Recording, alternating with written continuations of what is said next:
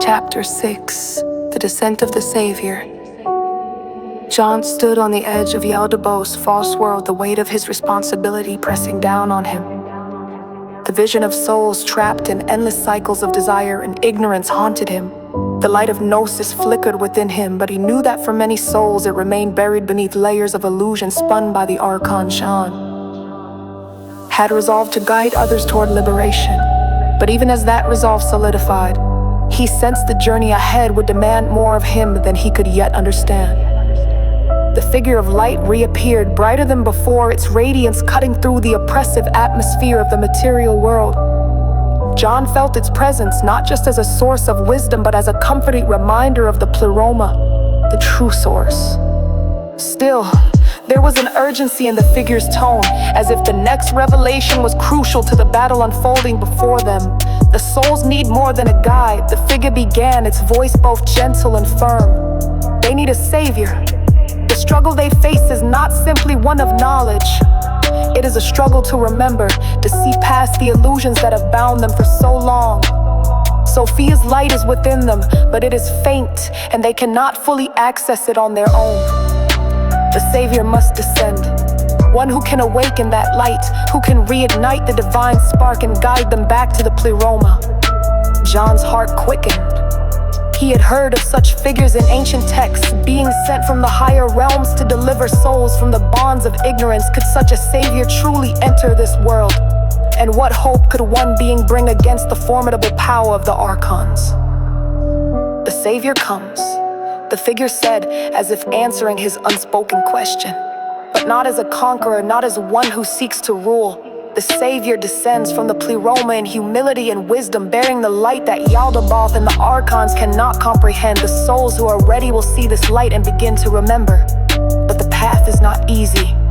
The Archons will not release their grip without a fight. The vision shifted, and John found himself once more standing in the heart of the material world. The land was still barren, twisted by Yaldabaoth's blind creation. But now there was something new. A light, bright and pure, descending from the sky. It was not an overwhelming, blinding force, but a soft, steady radiance that brought peace to the desolation around it.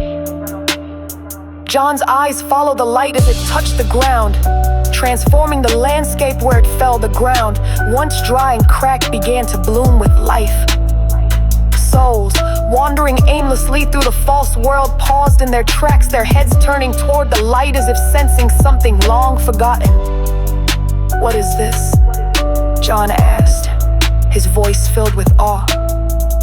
"What is this light?"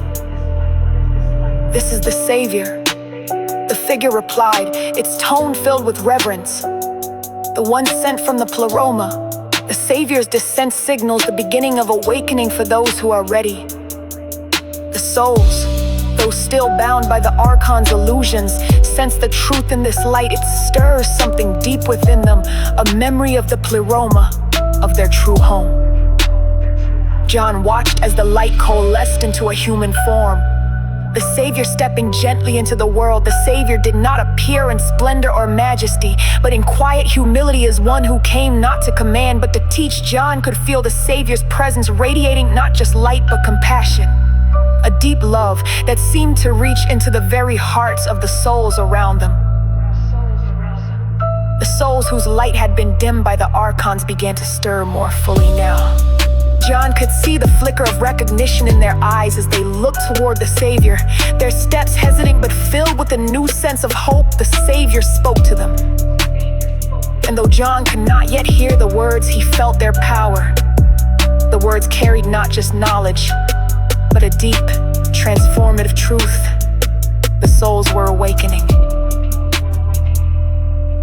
But as the Savior's light spread, so too did the shadows shift. The Archons, sensing the threat to their control, began to move. Their grotesque forms, hidden in the corners of the world, emerged once again. John saw them hovering above the souls, whispering into their minds, sowing doubt, fear, and mistrust. They cannot allow this light to spread. The figure of light said, its voice heavy with sorrow, "The The archons know that their power rests in keeping the souls blind to the truth. They will twist the Savior's message, distort it, and use the soul's own fears to turn them away from the light. They will whisper that the material world is all there is, that the light of the Savior is a lie.